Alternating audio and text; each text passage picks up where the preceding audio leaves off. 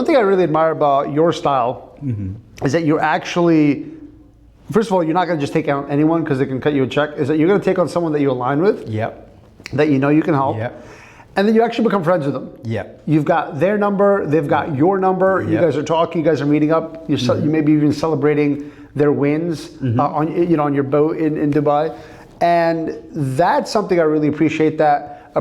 Can you talk to me a little bit about how did you make that decision? Because the truth is, most coaches, I mean, I've joined very high-end masterminds and I've never been able to, most of them you can't really talk to. Totally. How did you kind of come up with this decision to do it this way? Yeah, it's a great question. So I mean, there's a lot of things you're saying. So firstly, I think it's really important to have someone that can guide you. The reality is a lot of coaches, and I love Tony, I love all the guys that I've worked with, but they'll tell you, hey, you're going to get with me one-on-one, and that's not really the case a lot of the time. Like, you do get a lot of value, and it's more the onus is on you to take it and implement it.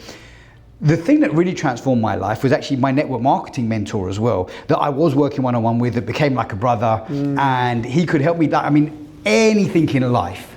And we can talk about a business coach, but it's really a life coach, right? Because look, the biggest chokehold in any person's business is the business owner's psychology. And here's what I mean by that. They'll start a business, a lot more often than not, they're knee deep in shit in the business, underneath stress, their family relationships breaking down, their relationships with their kids are breaking down, their health is breaking down a lot of the time. This is a life thing, right? It's not a business thing. And again, the decisions shape our lives, the decisions we make. If we're making decisions from a negative point, from a point of stress, from a point of fear, we're making the wrong decisions. When you can step out, and Jim Rohn, you say you work more on the business than in the business, you can make much clearer decisions. So, and also business operators get tired, business owners get rich. So we want to remove the person that's more stepping out of the business, understanding how to work on their whole life, where they feel like, hey, I've got a great relationship at home. I'm in good health myself. I've got a relationship with my kids, and I can make great business decisions. That one business decision can make a lot more money than being in it, sorting out day-to-day minutia problems. So that's the first thing. So in order to do that, I need to understand the person, and also I get more enjoyment out of it. It's more rewarding for me. So I want to work with a person, because again, the reason somebody who's a business owner that's doing that, for maybe the last 10, 20 years of their life, they've been that guy. They can't read a book or go to a seminar and understand how to reprogram themselves in that one meeting. They need someone to look at their blind spots, tell them what they need to do. Then they're going to go to do it. It's like a gym. It's like getting in shape, right? I'm in America now. How many obese people are there right now? Now, there's no shortage of where you can get the winning formula. You can go on the internet. You can print off a nutrition plan. You can print off a workout routine. It doesn't mean they're going to get in the gym, because in their head, they're conditioned a certain way. Even if they go, hey, for a week, I'm going to stop drinking alcohol, or I'm going to, it only takes a short amount of time before, like an elastic band, they spring right back to where they were, because that's their home, their emotional home. Same with this. So what I like to do, I like to work with my people one-on-one. I do like weekly calls with them. I give them a full specific plan to them in their scenario. And then as they're going to start implementing, they might get kickback from certain things. Some things might go bad. Some things might go good. And by the way, some things could go really good, and it starts going really fast. Now they need to know the next part of the plan, right? It's not a one and done. It's not like, hey, do this, now your whole business and life is going to be fixed. It's like, do this now. Let me give you a perfect example. Most businesses struggle to scale because they struggle to implement systems, okay? So this is just a really, really small example. Now, if that person can start to step back from Why is that? Because most people's businesses that they've started their own is like their baby. And so delegation is quite hard. No, we're talking about any business. I'm talking most businesses. I mean, look, my sweet spot are the people that I work with. Yeah, who's your ideal, who's the one that you like really can help? Who's like that ideal dream client here? I would say like a 2 million to a 15 million sort of revenue, top line sales company that's got some staff, that's got some traction, that when I show them how to make a few tweaks, they could probably double or triple their business inside, if not their turnover, they could double or triple their profit inside the first 12 to 24 months of working with me. Yeah, that is a little sweet spot, isn't it? And because look, like the guy, I could help the guy, the guy that's small is still pretty good if they're coachable, but I find that like the guy that's doing 2 million above, they've got a good enough business, but they're also in enough pain in life. but the return they're going to see because they've got a decent sized business, they understand some basic stuff in business, but they don't understand the real bit that's going to get them to the next level. Because the same thing that got you to a certain level won't get you to the next level. So it sounds okay. So on that note, it sounds to me like you not only, in order to transform their business, you're also, in other words, the person. Correct me if I'm wrong. Yeah. The person that took their business from A to B is not capable from going to B to C. We need to actually change who you are so that you can get to the next level. Okay. Is that true? Yeah. Okay. So the psychology, when you say the person, I mean, it's not the person, people can learn and develop. And some people do learn and develop, and like yourself and myself, we go and seek out mentors and coaches, and because we've decided, why did we seek out a coach and a mentor? We got stuck in life generally. Yeah? And we're like, hey, I need to fix this problem. I don't have the tools. Maybe this guy seems to have the tools. Maybe he can help me. So I think you have to, you know, if that person is going to be forward thinking like that, they can potentially, you know, find somebody. But look, to build a business, you have to be disciplined, self-motivated, driven, ambitious, all of those things. Okay? So you tend to be pretty capable. That's one set of skills. Think of it like a toolbox. Like that's a hammer. Right? Like you being able to push yourself to and motivate yourself and go and close all these things and run around and multitask, you're a hammer. That's a skill called a hammer. Now the next thing you go, I need to expand. I'm taking on more clients. Well, now you need to recruit staff. Now you need to train those staff. Now you need to get the best out of those staff. Now you've got multiple staff. How do you manage all of those? That's a whole different skill. That's not you being motivated. That's leadership now. That's understanding. It's understanding KPIs. It could be understanding finances. Now that's like a screwdriver. So if you had a toolbox and all you had was one hammer and that's all you're going to do to fix, there's only certain things you can do. You couldn't build this table, right? Yeah, it's a nice table. So what you've got to do is develop those other skills, which is like more tools in a toolbox. And then guess what? When you've got a whole range of a whole toolkit, now you can go very far. And so like I was saying to you, so when I start working with people and they start implementing the systems and then their profits start going up, guess what? Now they need different coaching because now they start thinking, hey, how do I maybe do some M&A, some mergers and acquisitions and buy struggling companies and merge them into my company. Now they go from here to here. And so these are all different skills. Yeah. I like the way that, you know, obviously you could tell people at different levels. You know, people start off like, you know, maybe like a little bit of a coach, a little bit of a consultant, you know, a little bit of a mentor. You're obviously at that kind of like mentor, kind of kingmaker status. And one thing I like about that is, you know, some of these guys are a little extreme. I mean, obviously you're in great shape, but you know, we just had a nice brunch, and then we had a drink, and then you know, we had some coconut water and stuff, and then we shared a chocolate, and it was nothing.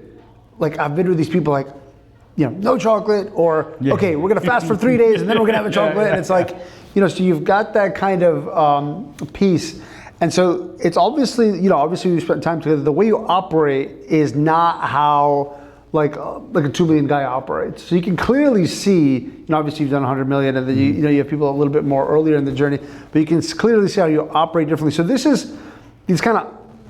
the systems that you kind of install with for people to kind of break through for the revenue right now?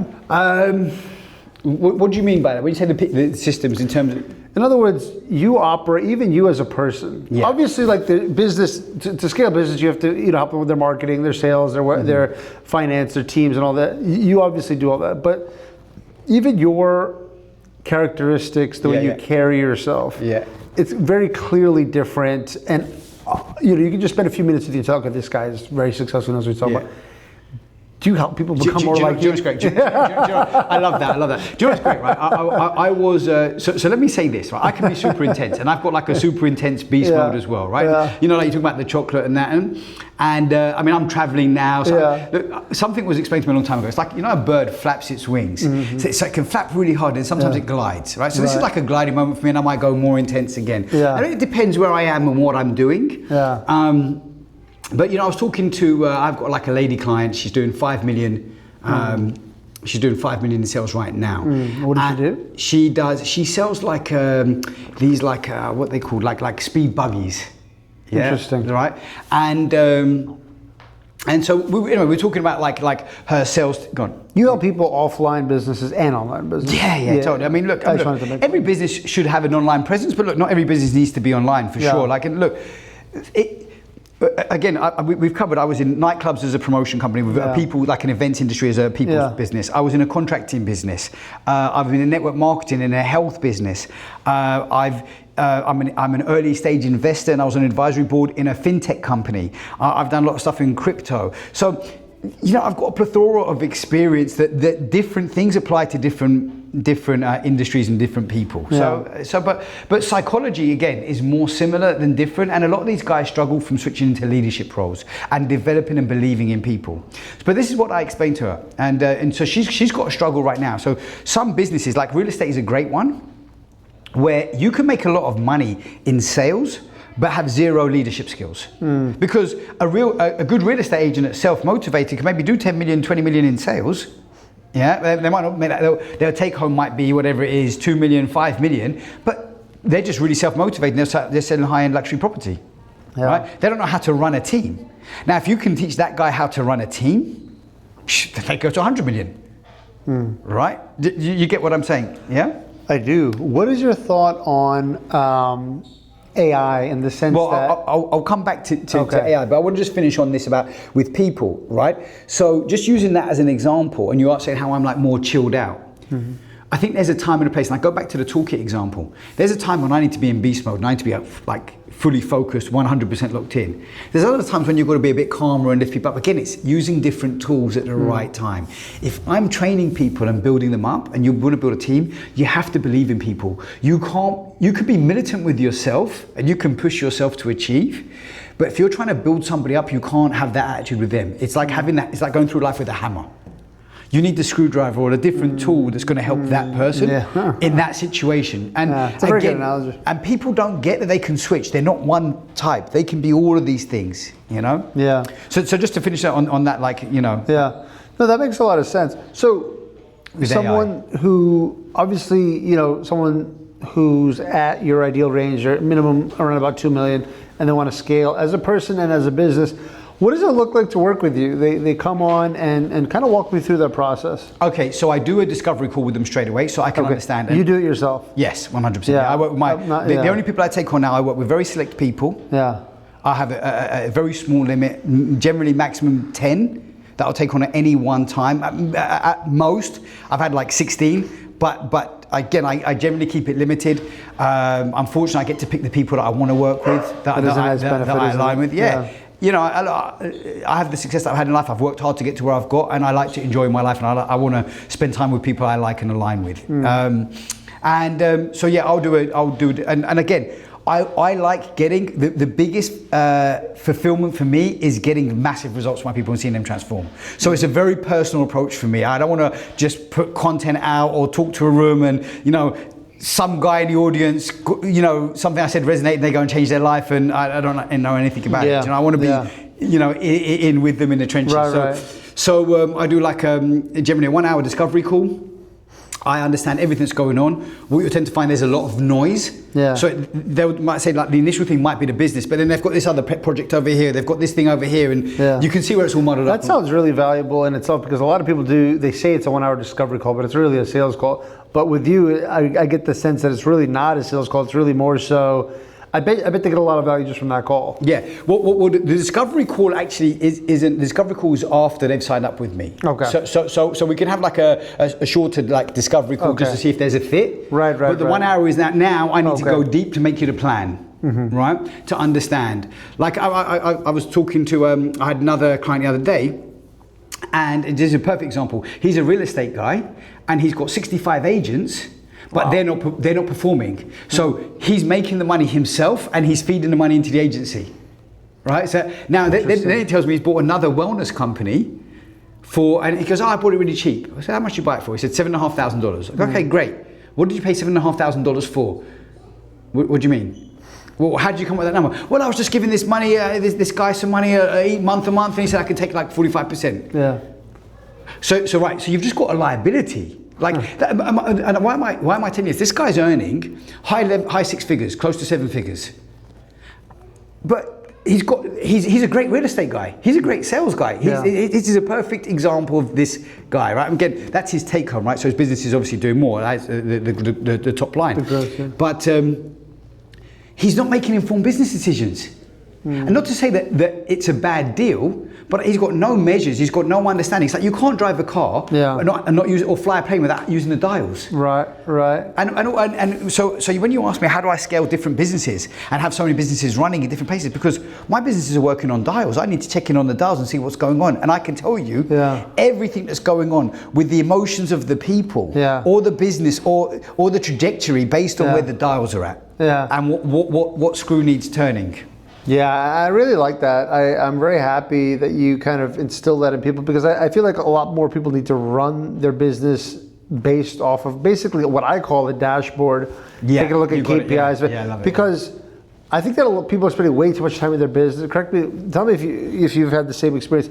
I've had people, I work, just the other day, ladies like, I'm working 14 hours a day. I'm like, what the hell do you do for 14 hours a day? There you go. You know what I mean? And it's funny because we were in the car. You talk about flapping and gliding. It was really interesting. We were talking like, just talking about kids schooling and stuff like that, our kids. And then we talked about business for a second, and it was cool. It was very interesting. I saw you kind of flip a switch, and you looked at business, and you very quickly, took a look like A, B, yes, no, and it was like, boom, done. Okay, back to the kids. You talk about the kids, where I feel like other people will just spend like all day micromanaging and spending their time on like useless things and this and that, where you don't work a lot. I mean, you don't work a lot of hours. Correct me if I'm wrong. Hey, I think some of the most successful people in the world probably work less, right? Isn't that? And by the way, that's a mindset shift, because when you grow up as a self-made entrepreneur and you start a small business, I call it a small business, 2 million, 5 million, right? You think the more I work, the more money I'm going to make. And this is what I'm trying to say. And that's what I said at the beginning. You need to bring that person's psychology out of the business, because actually different decisions can make a whole load more money the more hours in the business. It's better decisions. So many people are knee deep in, there's an expression, when you're right in between the trees, you don't realize you're in the forest. Right. They're so in it and they can't see it. And that's why, by the way, another reason why a coach is so important, it's like, like a world champion boxer. He's the best in the world, but he still needs a coach on the outside to see what he can't see. That's my favorite part about coaching. It's like so many times, I'm sure this has happened, you'd be like, you'll say something to someone and be like, why don't you raise your price, whatever. They'll be like, why didn't I think of that? And I'm like, you can't think of that because you're in your bubble. I'm outside the bubble. Look at it. I can see things you can't see. It's like everybody needs a coach or a mentor. Look, you asked me the overall question, how's my life changed? And there's too many things to mention. But let me tell you, growing up, my first successful business was a nightclub business. And how I operated in that world is completely different to who I am today. And without having my mentor literally analyze every conversation and interaction I had with people, I wouldn't be who I am today. I was way more confrontational, argumentative. I didn't understand people. I was like, I'm going at 110 miles an hour. I didn't understand this guy. This guy operates at 30 or 40 miles an hour. Not to say that there's anything wrong with him, because look, we have 2 hands, 2 legs. They do different things. You can't get your hands to do what your feet do. What I mean by that is I can't do everything. What makes successful people successful and how you're able to operate to make more money working less hours is understanding how to leverage other people's talents. Seeing, okay, he doesn't run at my pace, but hey, he's way more technical than I am, and he can make that stuff happen with AI, for example. Hey, he doesn't do those things that I do, but he's way better at with patience and managing a bigger team. Do you get what and look, the benefits, having 1% of 100 people's efforts is better than 100% of your own.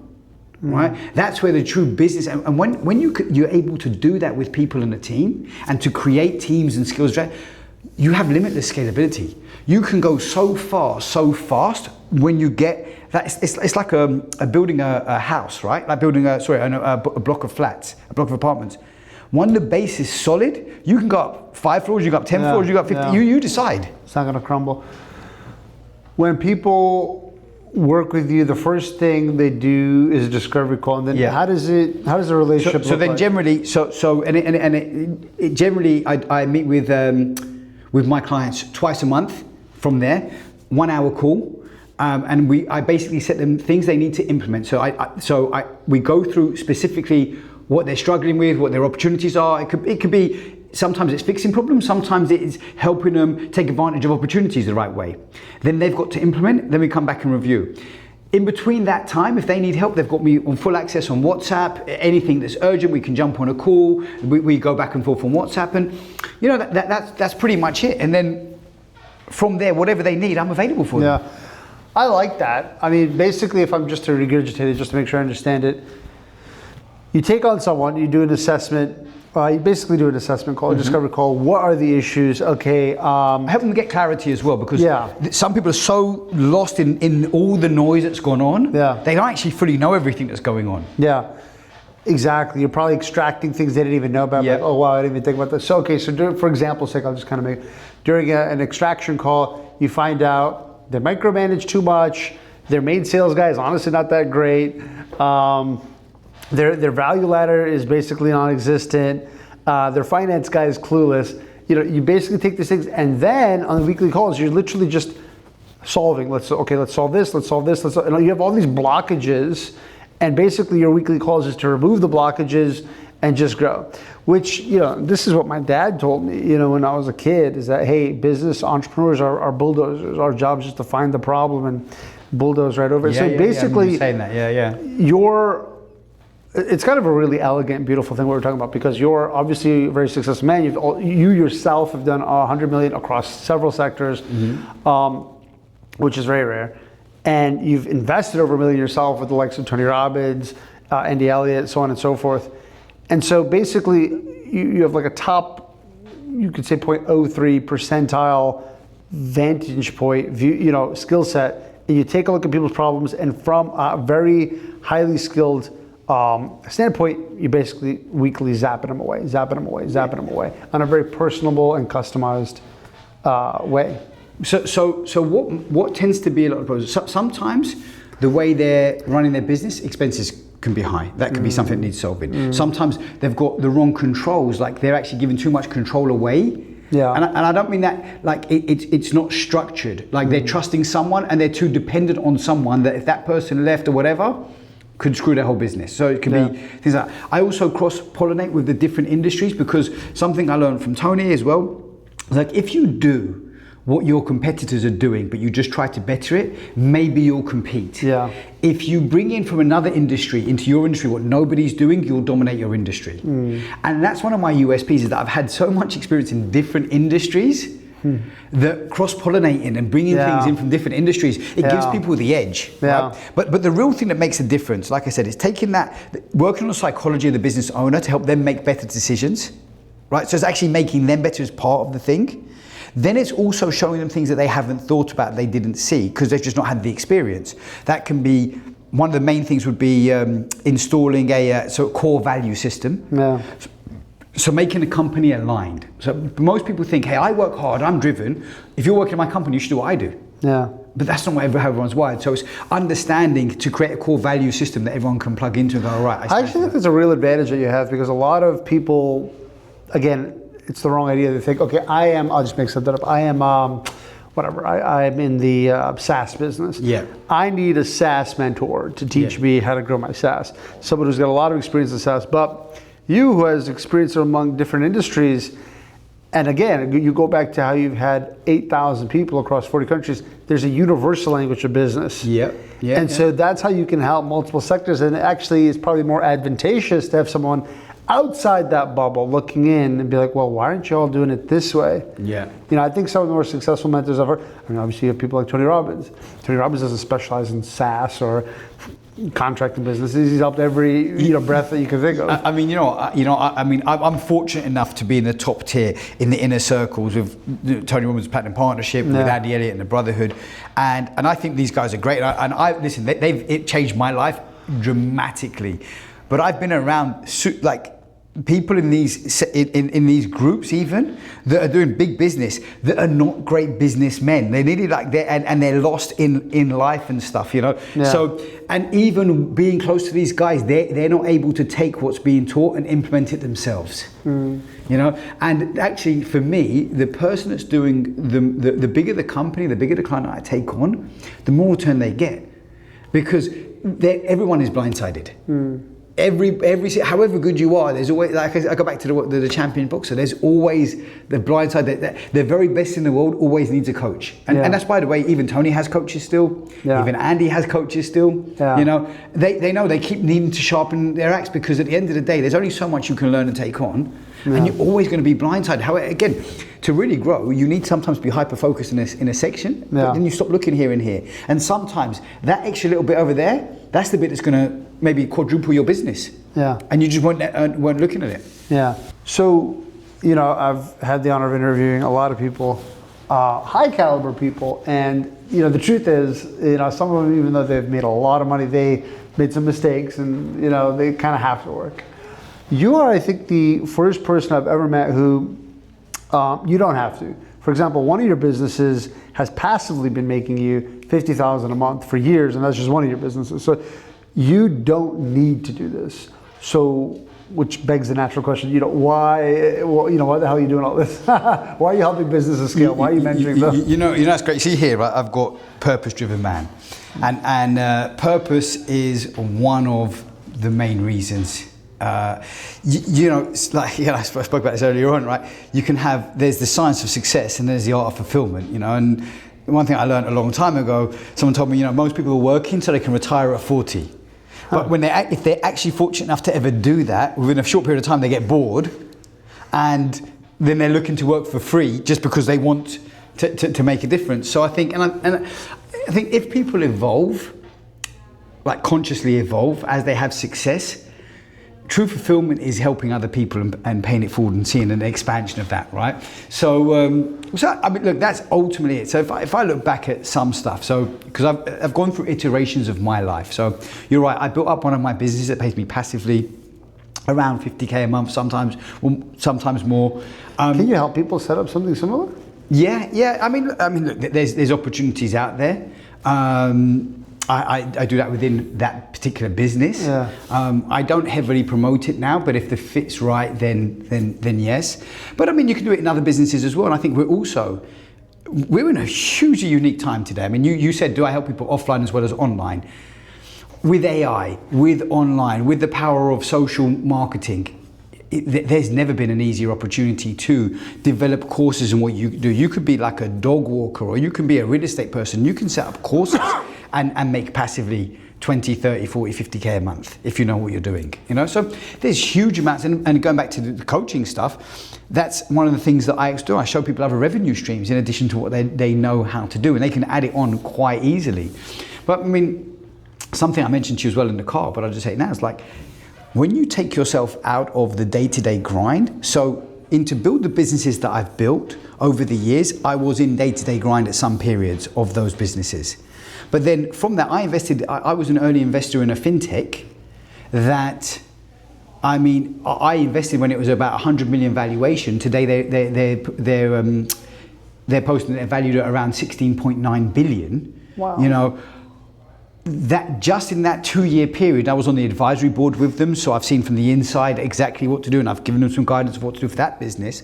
That could be like a 30 million, I potentially made just $30 million just in that 2-year period of not being heavily involved. If you ask me how many hours have I worked for that money, the answer's not many, right? So it just goes to show you, right, when you're in the right mindset looking for the right opportunity, money's like oxygen. Yeah, you see, like, you don't think about, what if I breathe and can he breathe, or you know, is there enough for me as well?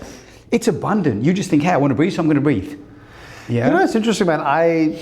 I kind of have, you know, I can admit that I have a little bit of that issue. I don't work full time, but I work a decent amount. But to your point, people like yourself, and I actually know a couple other people to validate your concept, who make a lot more money than the average person or the average business person. I mean, and they don't really work all that much. And I think that really, you know, you'd think for a second, and be like, well, that just sounds, you know, logical. Like, oh, well, work less, make more. But I think that's a very big talent to accept that and to have that mindset. Did you have to work on that kind of mindset? Well, I think it's all been a part of the mentoring process that I've been open to. Yeah. I think that, look, if you say work less, make more, It's true, but listen, someone could be sitting drinking beers and going out getting wasted every night, and they go, hey, well, work, let's make more. It doesn't exactly mean that. You got to work more with your mind, and be in a good state. And so, like I was saying before, and like when I work with clients, I'm about helping them get into the best state mentally, which goes into life, because then they make better decisions. Yeah. Like when I coach clients, I can help them make more money, but what's actually going to happen is they're going to be in a better place. Other opportunities are going to open up. They might have partnership opportunities. They might have investment opportunities. They're going to come back to me and say, hey, I've got this. Should I take it? How should I structure it? What should I do? And so it's not just me helping them make more money or making them more money. It's helping them help themselves be better. Yeah. Do you get what I'm saying? No, I do. It's interesting because you work with people who already have some success. Yes. They're at around about a couple $1 million. Yeah. Well, I've got people at like 5 million. I've got people at 9 million. So yeah. You work with people who've had some success. Mm-hmm. Do you bump into this problem, and how do you fix it? Where they don't seem to have that passion or drive. Mm-hmm. In other words, they can't identify it. Meaning that, let's just say you're helping a fellow business coach, and look, man, I've helped a lot of people make a lot of money. It doesn't really do anything for me anymore. Yep. So, and then, because I've seen that a lot in the coaching world, they're like, look, it doesn't really do anything, and then they're kind of just coasting. They, that thing, it was, we're helping them, and they're living a better life, and they have a better marriage, and they're in better shape, and oh my God, and they had a high, but it kind of wore off after a while. This is a little deep, but how do you help people in that position, which I know is a lot of people who've tasted success and especially been in the game for a while. How do you reignite their fire and then have them keep it?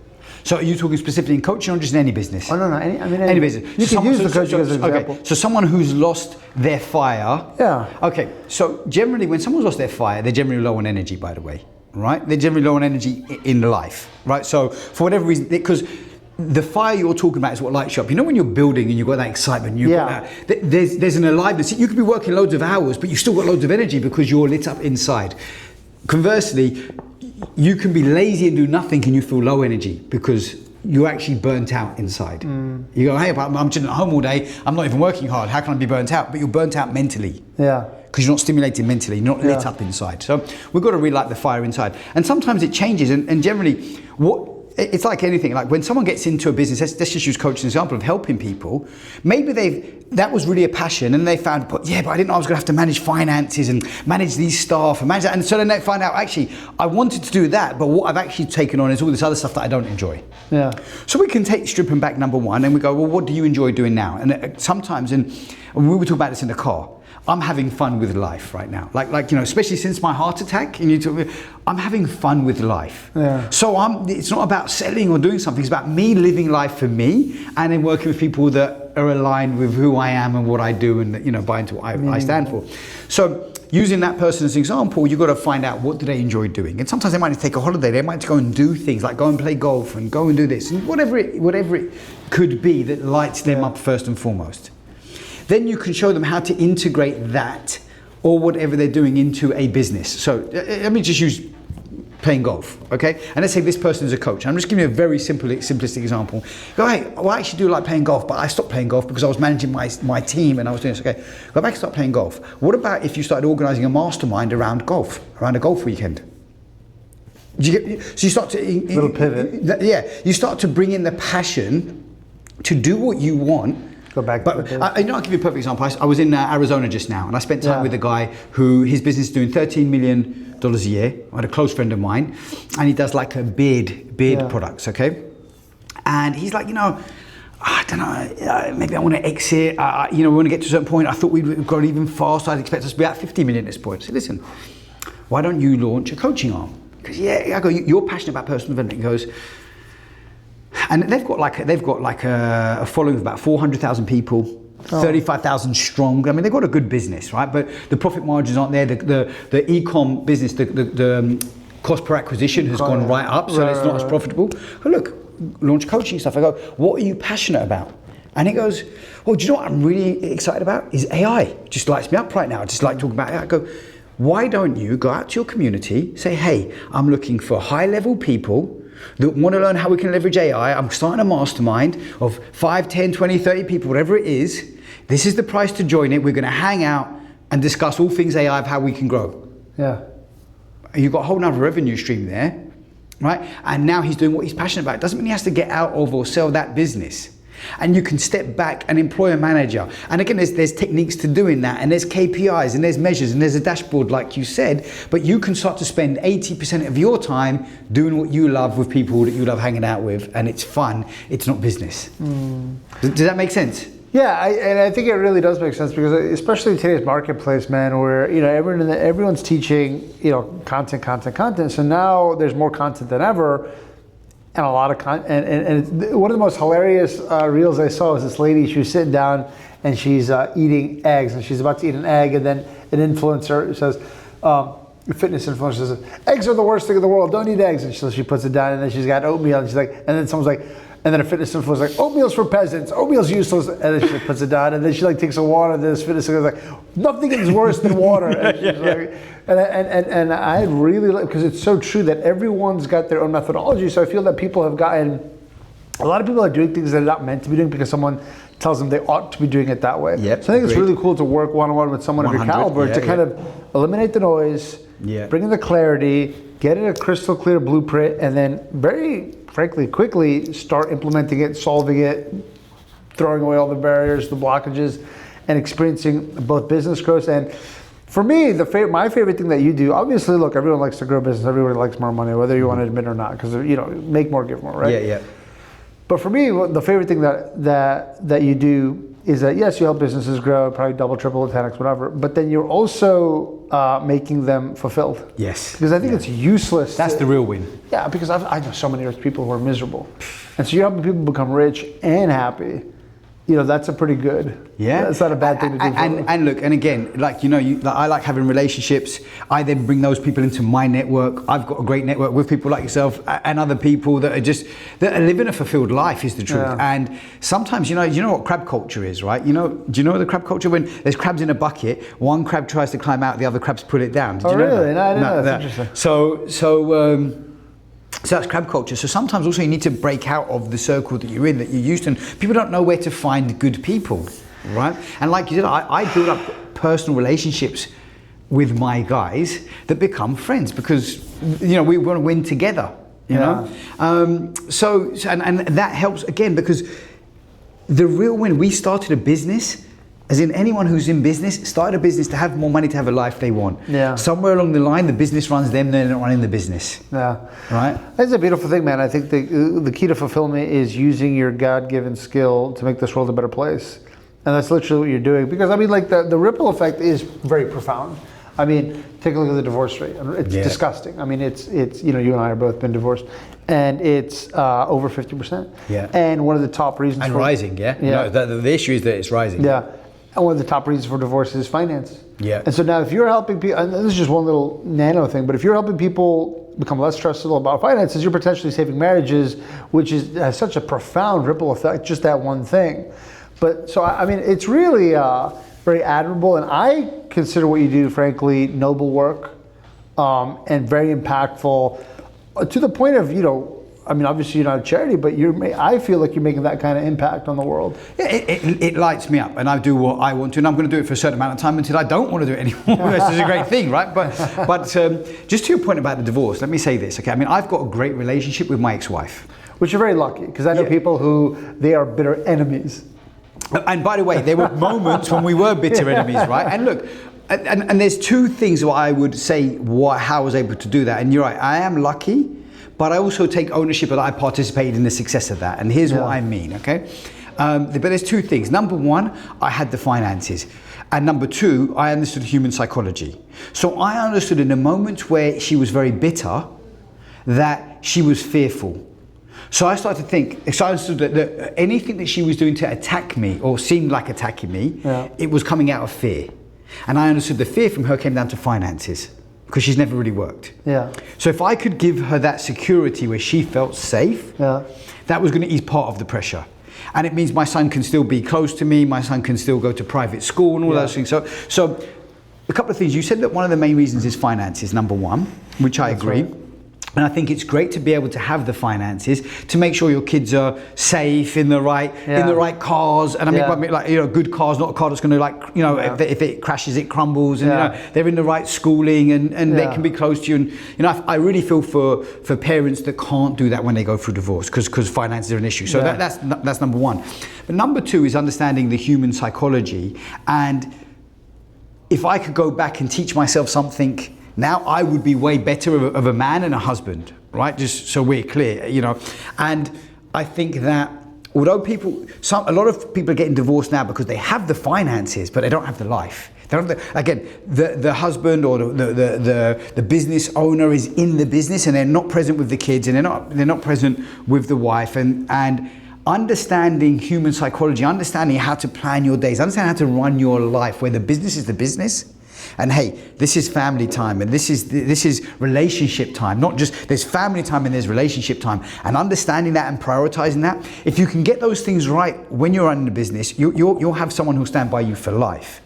But what happens a lot of the time is the guy's chasing money, thinking that the money he's going to provide for the family, and he's going to be a good man and a good husband. Yeah. And a good father. Yeah. But actually, they want him. They don't just want the money. You know, along that note, another great thing you're doing for marriages that people don't talk about a lot is that, here's the truth, women don't respect men who are passionless, who are lost, who are complacent, stuck. They don't, I mean, it's just the truth, they don't respect that.